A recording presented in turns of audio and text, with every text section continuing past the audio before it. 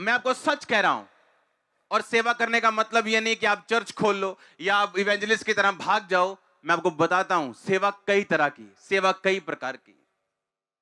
मेरा बिलीव यह है कि अगर आप चर्च में 1 साल से ज्यादा के मेंबर हो तो आपको वॉलंटियर होना चाहिए। आपको दरी साफ करने वाला होना चाहिए, गवाहियां लिखने वाला होना चाहिए, या क्वायर में होना चाहिए, या प्रेयर आर्मी में होना चाहिए। आपको किसी ना किसी डिपार्टमेंट में जरूर होना चाहिए।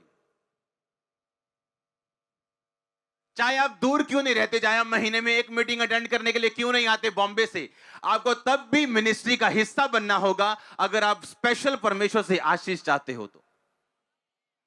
होता क्या है, क्यों परमेश्वर चाहता आप सेवा करें?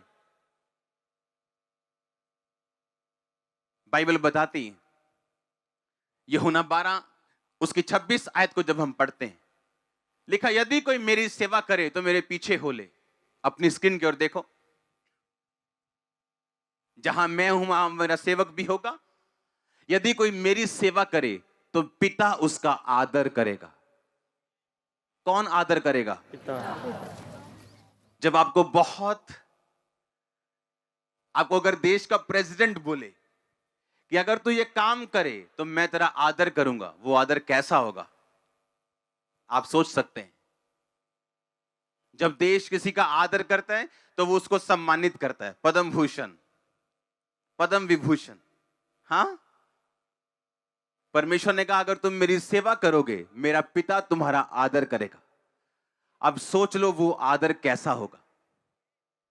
इसीलिए जो सेवक सच्ची तरह से परमेश्वर की सेवा करते हैं उनके खिलाफ जो मर्जी हो जाए उनका आदर हमेशा बढ़ता है, कम नहीं होता।